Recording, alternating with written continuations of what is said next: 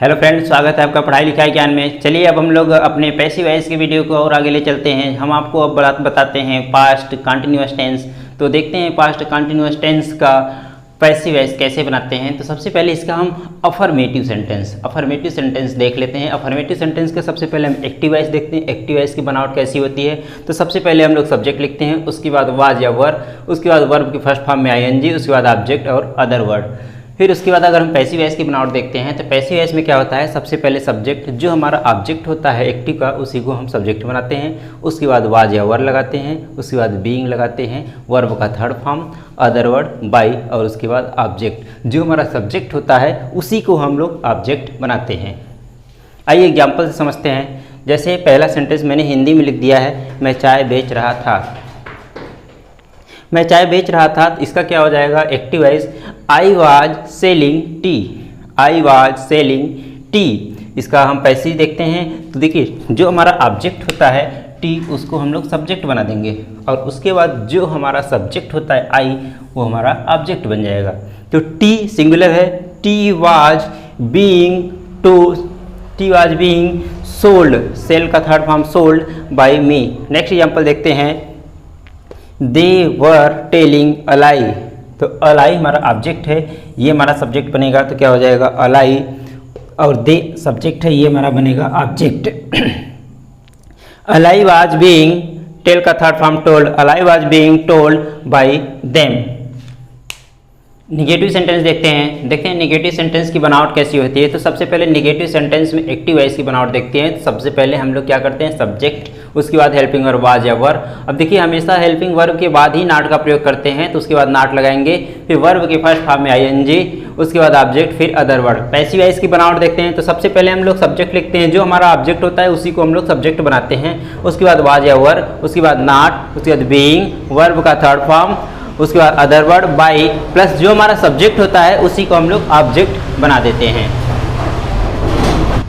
She was not learning her lesson. अब देखिए जो हमारा ऑब्जेक्ट होता है उसी को हम लोग सब्जेक्ट बनाते हैं, हर लेसन, और सी हमारा सब्जेक्ट है, ये हमारा बनेगा ऑब्जेक्ट। हर लेसन सिंगुलर है, her lesson was not being learn का third form learn, her lesson was not being learned by, she का ऑब्जेक्ट होता है her lesson was not being learned by her. Next example देखते हैं, you are not helping your friends.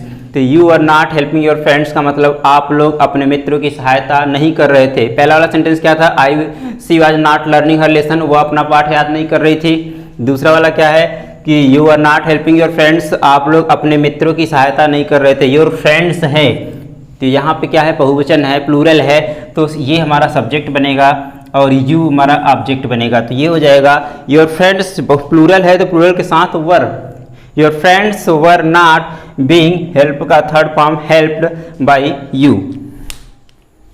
Interrogative sentence देखते हैं। और जैसा कि हमने कई बार बता दिया है कि इंट्रोगेटिव सेंटेंस जो है दो प्रकार का होता है। पहला होता है क्या से प्रारंभ होने वाला, दूसरा होता है जिसमें क्वेश्चन वर्ड से प्रारंभ होता है। तो सबसे पहले हम क्या से प्रारंभ होने वाला सेंटेंस देखते हैं, उसके एक्टिव वॉइस की बनावट देखते हैं। तो एक्टिव वॉइस की बनावट में हम लोग क्या करते हैं, सबसे पहले हम लोग हेल्पिंग वर्ब जो होता है वाज वर्ब को सबसे पहले कर देते हैं, उसके बाद सब्जेक्ट लगाते हैं। नॉट ऑप्शनल होता है, यदि आता है तो लगाते हैं, नहीं तो नहीं। उसके बाद वर्ब के फर्स्ट फॉर्म में आईएनजी, उसके बाद object, other word, question mark लगाते हैं। पैसिव देखते हैं इसका।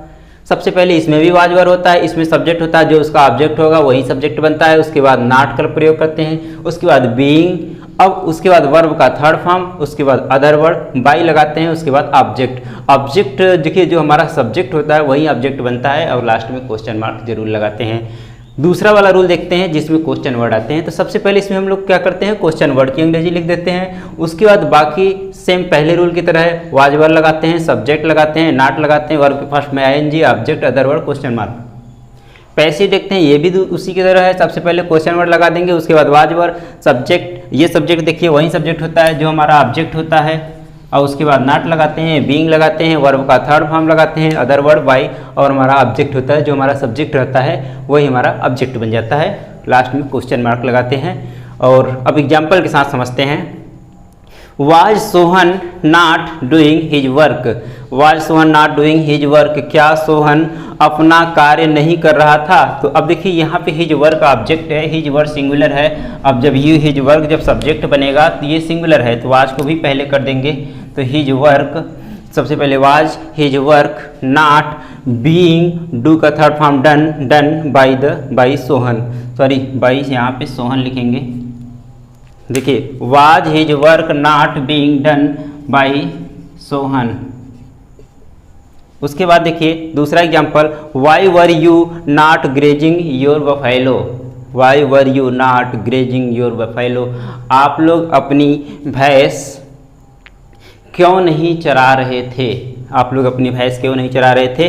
देखिए बफेलो इसमें आपका ऑब्जेक्ट है योर बफेलो, तो ये सब्जेक्ट बनेगा। सबसे पहले क्वेश्चन वर्ड लगेंगे वाई, इसमें भी योर बफेलो जब सब्जेक्ट बनेगा सिंगुलर है तो वाज लगाएंगे why was your buffalo not being grazed, graze का third form grazed by you, ये हमारा ऑब्जेक्ट बन गया। ऑब्जेक्ट जो था हमारा सब्जेक्ट बन गया और ये हमारा जो सब्जेक्ट था ये बन गया ऑब्जेक्ट। तो why was your buffalo not being grazed by you.